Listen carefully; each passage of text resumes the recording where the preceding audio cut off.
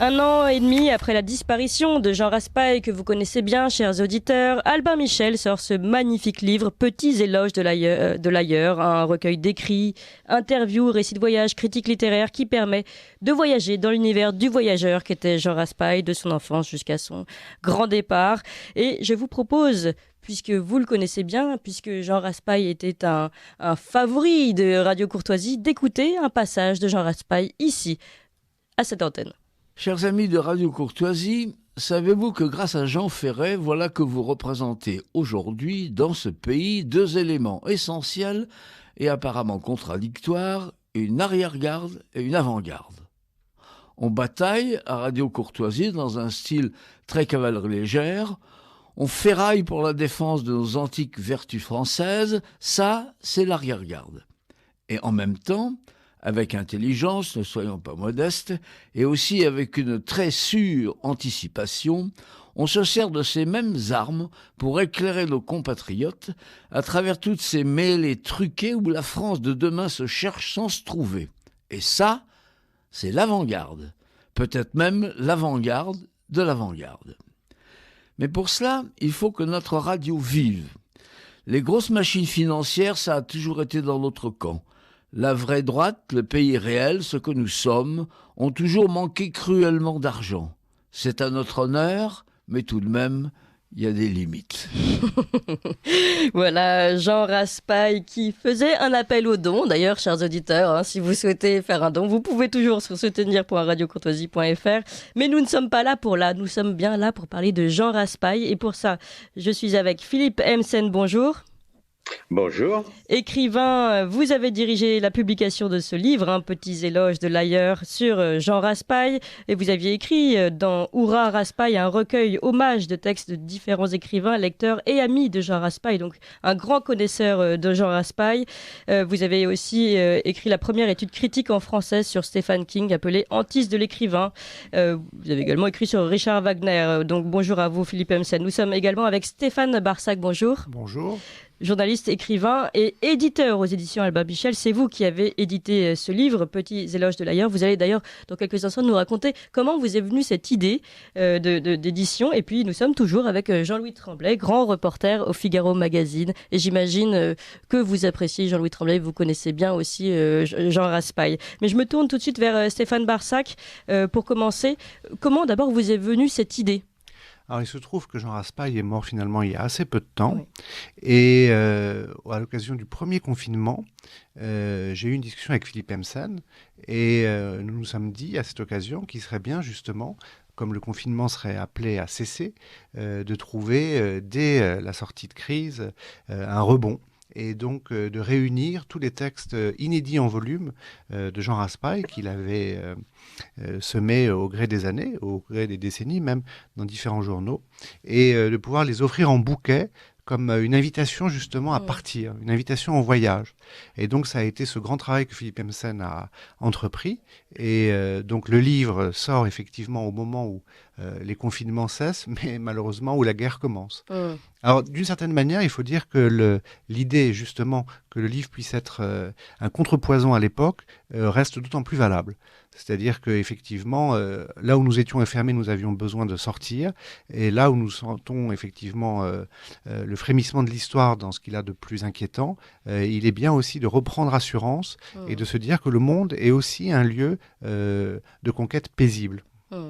Très intéressant. Philippe Hemsen, est-ce que en travaillant sur ce recueil, est-ce que finalement vous qui connaissiez très bien Jean Raspail, est-ce que vous avez fait une découverte ? Est-ce qu'il y a quelque chose que vous n'aviez pas compris de Jean Raspail qui vous est arrivé avec ce travail ? Je dirais que ma plus grande surprise a été liée au style de certains textes qu'il a publiés, enfin que j'ai publiés dans ce recueil. Le style très poétique de certains textes m'a particulièrement frappé, notamment lorsqu'il parle de la mer et de la Bretagne, qui lui était très chère. Il en parle de manière tout à fait remarquable. Il y a un texte magnifique sur l'heure des marées en Bretagne qui qui ne raconte strictement rien, mis à part l'arrivée de la marée, et qui est d'une poésie, d'une beauté qui m'a vraiment beaucoup étonné parce que Jean Raspail disait lui-même qu'il n'avait écrit qu'un seul poème de toute sa vie, c'était dans le jeu du roi, un tout petit poème, un quatrain si je ne me trompe pas, et c'est tout. Il avait aucune affinité particulière avec la poésie, mais sa prose peut être extrêmement poétique et c'est vraiment une découverte. Ça a été une découverte pour moi dans certains de ses textes, oui. Ce qui est intéressant, Philippe Hemsen, que moi j'ai découvert à travers ce livre, c'est le rapport particulier aussi de Jean Raspail à l'écriture. Finalement, on voit qu'il a été bridé dans son écriture de romans dans sa jeunesse. Il l'a abandonné pendant de longues années, il la reprend, puis de nouveau marqué par une critique littéraire mauvaise, il l'abandonne de nouveau. Est-ce que vous pouvez raconter ça à nos auditeurs ? Oui, Jean Raspail a écrit, venait d'un milieu relativement aisé et donc s'était mis en tête d'écrire un roman lorsqu'il était tout jeune, un roman dont il m'a avoué le titre qui s'intitule « Un petit chemin ». Et ce roman, il l'a dactylographié grâce à une secrétaire que son père lui avait embauché à cette fin. Et le roman a été proposé à différents éditeurs. Cela dit, François Poncet, qui était un ami de son père, avait lu, et qui était à l'Académie française, avait lu le tapuscrit et avait dit au père de Jean Raspail, Octave Raspail, « Votre fils ferait mieux de faire autre chose qu'écrivain ». Et donc, ça avait totalement dégoûté, on peut l'imaginer, lorsqu'on est adolescent ou grand adolescent et qu'on vous dit que ce que vous écrivez n'a aucune valeur, évidemment, c'est assez décourageant.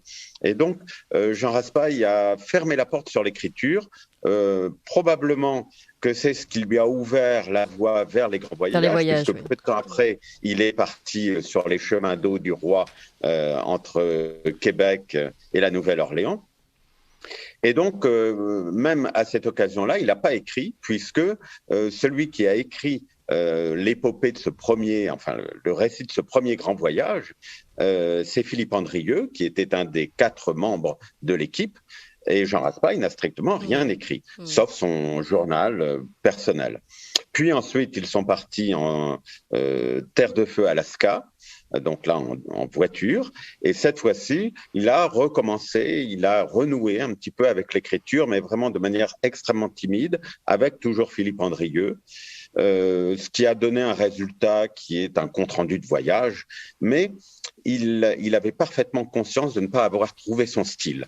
Il a ensuite publié un roman qui est Le Vent des Pins, qui est un roman qui se situe au Japon, qui est un roman agréable, assez humoristique, mais sans grande qualité littéraire. Et il faut vraiment attendre à la fois Le Camp des Saints, puis ses comptes rendus concernant les Antilles, pour que vraiment, cette fois-là, son style s'affirme. Et une fois qu'il a été tout à fait maître de son style littéraire, à ce moment-là, il a pu se lancer véritablement dans l'écriture, mais très tardivement. Il le disait lui-même, qu'il n'était pas un écrivain de toute jeunesse quand il s'est mis à écrire régulièrement des romans. Et en fait, cette écriture de roman a coïncidé aussi avec un âge où il ne pouvait plus se lancer dans de grandes aventures longues à l'autre bout du monde. Et donc, d'une certaine manière, l'écriture a compensé l'absence de ces grands voyages. C'est une écriture de maturité, finalement. L'écriture de la maturité qui commence avec Le Jeu du Roi, qui est, à mon sens, son premier vrai grand roman littéraire. Jean-Louis Tremblay. Oui, ce qui est intéressant dans ce volume, et remercions encore Albin Michel d'avoir pensé à réaliser une telle compilation, c'est de voir l'étendue du talent de Raspail. C'est-à-dire que nous sommes là face à un ouvrage qui regroupe du récit de voyage, Philippe Hemsen vient de le dire, mais aussi des entretiens, des interviews et des chroniques. La chronique, c'est intéressant parce que Jean Raspail fut un chroniqueur attitré du Figaro, puis du Figaro Magazine pendant des années. Ce fut l'une des grandes plumes du journal, avec Jean Edernalier ou Thierry Molnier. Il faut le rappeler. Et c'est un style très particulier, la chronique, parce que il y faut de la vivacité et de la drôlerie. Et on voit que Jean Raspail avait un humour très très très fin, qui est d'autant plus mis en valeur qu'il maîtrise la langue de Molière comme personne. Et il y a notamment un texte que tous les auditeurs de Radio Courtoisie vont aimer. C'est 4 pages, titre de la tenue, et c'est un éloge du vouvoiement, du voussoiement plus exactement. Je cite juste un passage. Il regrette évidemment que le vouvoiement, le voussoiement ne soit plus en usage aussi bien dans les familles que dans les écoles. Et voici ce qu'il dit. D'une façon significative et qui ne doit rien au hasard. Cela commence dès l'école, où plus un instituteur ne prend la peine de vouvoyer ou vousoyer un enfant. Au premier jour de classe, l'ex-maître, devenu enseignant par banalisation de la fonction et refus de cette sorte de sacerdoce qu'elle représentait autrefois, ne demande plus à l'enfant dont il fait connaissance « Comment vous appelez-vous ?» ce qui serait au moins du bon français, mais « C'est quoi ton nom ?» Sans que l'enfant en ait conscience, le voilà déjà rabaissé, marqué comme un élément du troupeau. Mais c'est vrai, on découvre aussi beaucoup de nouvelles personnalités, nouveaux éléments de Jean Raspail, et je pense que pour nos auditeurs, oui. c'est particulièrement... un homme, véritablement, on découvre que c'est un homme à multiples facettes. Et encore, il n'y a pas tout. Moi, j'avais beaucoup aimé de Jean Raspail ses nouvelles, notamment 5 nouvelles réunies dans un volume qui s'appelait Le Tam-Tam de Jonathan. Totalement désopilant, le Tam-Tam de Jonathan. C'est l'histoire pendant l'été, évidemment, tous les Parisiens sont partis dans leur résidence secondaire, il n'en reste plus à faire fonctionner les métros qu'une communauté d'Africains. Ils sont tous de la même tribu. Je crois que c'est les Boukassa. Et ils décident de faire un putsch, ils prennent le contrôle du Paris souterrain. Donc, et ils diffusent leur message via le Tam-Tam, qui résonne dans les couloirs du métro. Stéphane Barsac, je voudrais vous poser aussi cette question que j'ai posée tout à l'heure à Philippe Hemsen. Est-ce que vous avez découvert un nouveau Jean Raspail à travers ce recueil ? Alors, on peut dire que oui, et en même temps, c'est tout le mérite de ce recueil qui présente tout Jean Raspail en un volume. C'est-à-dire que si vous aimez le polémiste, il y est. Si vous aimez le grand voyageur, il y est. Si vous aimez l'amoureux de la littérature, il y est.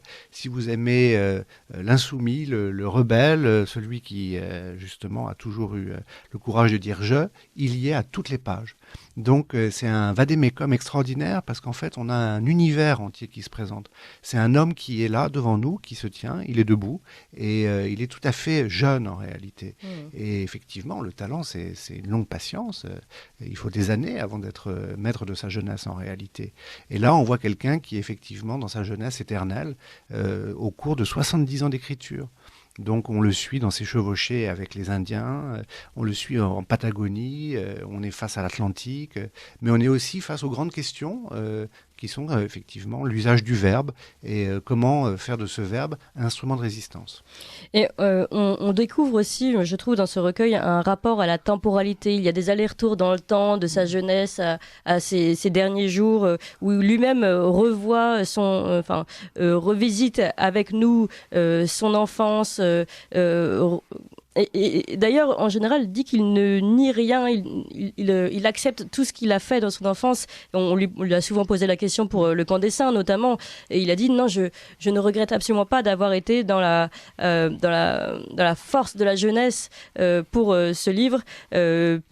Puisqu'il fallait de la force finalement, et aussi de la force dans les mots pour transmettre ce que je souhaitais transmettre. Et ça, on le sent aussi beaucoup dans le livre, ce retour sur sa jeunesse, sur son enfance. Il y a ça, et puis il y a aussi, tout au long du livre, étonnamment, une double méditation. Alors sur la géographie, parce qu'effectivement, ce sont des éloges de l'ailleurs, et sur l'histoire. C'est quelqu'un qui a une vision effectivement tout à fait verticale du rapport au pays, et donc à travers le pays à la langue.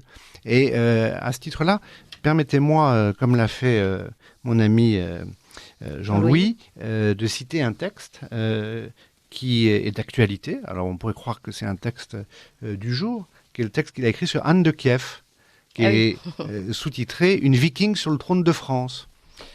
Alors c'est tout à fait étonnant parce que là, effectivement, on voit que ce livre, finalement, comme le camp des saints, rejoint l'actualité par là où elle est le plus brûlante. Et il termine ainsi. À la basilique de Saint-Benoît-sur-Loire repose son fils, donc le fils d'Anne de Kiev, le roi de France Philippe Ier. Les mains jointes sur la poignée de son épée, il était autant viking que français. Donc, ne serait-ce qu'à travers cette simple indication, on peut réfléchir aussi à toute l'ampleur de ce qui se passe actuellement, justement, en Ukraine et dans les liens qui nous unissent à ce pays.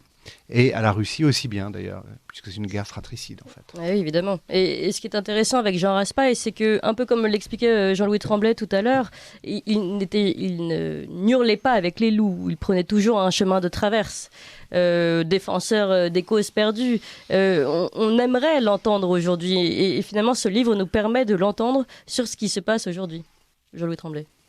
Exactement. Je crois que en parcourant cet ouvrage, nous avons les télescopages historiques mentionnés par Stéphane Barsac, des réflexions plus profondes sur notre société actuelle, et voir des questionnements métaphysiques. Je parle de l'âme, du salut et des cieux, n'est-ce pas, Stéphane ? Oui, c'est effectivement l'ailleurs jusqu'à l'ultime voyage.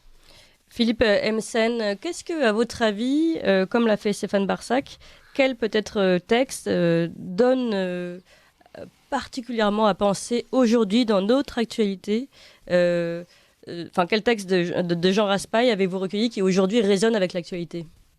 Je pense à un texte qui est tout à côté du texte sur la tenue et qui porte sur la manipulation des esprits à travers le langage, à travers les mots. Il y a un texte absolument superbe, tout à fait d'actualité, où il met l'accent avec énormément de finesse sur l'utilisation de simples expressions. On remplace une préposition par une autre, à par en, et ça donne un tout autre sens, et ça instaure dans les esprits une sorte de conviction presque inconsciente, et je trouve ce texte de manière tout à fait extraordinaire en termes de prophétie, là, puisqu'il n'aimait pas beaucoup qu'on parle de prophétie à propos du camp des saints, mais là, en ce qui concerne ce texte concernant la manipulation du langage et donc des esprits, je trouve que c'est particulièrement prophétique. Oui, mais c'était d'ailleurs le sujet juste avant de notre table ronde avec Jean-Louis Tremblay, et on parlait de ce langage et de cette, guerre de la communication avant d'être une guerre militaire, en tout cas sur notre terre française. Jean-Louis Tremblay, vous avez peut-être un extrait que vous souhaitez nous lire de ce passage ? Non, je vais donner le titre exact. Philippe a très bien expliqué ce que c'était. C'est les atteintes à la langue française, nouvelle forme de désinformation. Eh bien, effectivement, on revient à notre débat antérieur, à notre table ronde. Effectivement, ce qui se passe actuellement en Ukraine relève aussi de la guerre des mots. Et dans les médias, c'est encore pire. Dans les médias français, c'est encore pire. C'est-à-dire que là, nous avons une distorsion du langage où on fait dire tout et n'importe quoi à n'importe qui. Voilà, c'est tout le problème. Nous sommes dans un grand flou, dans un grand tunnel. Oui, j'aimerais dire, pour rester sur le plan littéraire, que parmi les grands livres du XXe siècle, effectivement, les livres qui sont dégagés n'ont pas été nécessairement les plus joyeux. On peut citer effectivement 1984 de George Orwell, Les hauteurs béantes de Zinoviev, il y a Le camp des saints. Et effectivement, ce qui unit par exemple quelqu'un comme Orwell à Raspail, c'est qu'ils ont tous les deux, en tant que grands écrivains justement, une attention très particulière portée au langage, et ils savent qu'effectivement, quand on dit que la paix c'est la guerre et la guerre c'est la paix, on arrive à des inversions qui peuvent être très vite meurtrières. Jean-Louis Tremblay. Oui, exactement. Oui. Nous vivons dans une dystopie orwellienne depuis déjà 2 ans. Voilà. J'ai envie de dire, petite formule facile, mais bon, pendant 2 ans, nous avons été drillés au port du masque, et maintenant on veut nous driller au port du casque. Voilà. Merci, Jean-Louis Tremblay. Une dernière chose, je voudrais aussi qu'on revienne sur ce livre tardif qui est arrivé juste avant la mort de Jean Raspail, qui a été publié juste avant la mort de Jean Raspail, La Miséricorde, qui était un livre de jeunesse. Finalement, on revient sur ce travail sur l'écriture, ce manuscrit qu'il a gardé si longtemps dans son tiroir, Philippe Emsen, et qui finalement est comme à chaque fois une prémonition, aussi une conclusion de son voyage vers l'au-delà, et puis un rappel de son catholicisme aussi, évidemment, Philippe Emsen. Oui et non.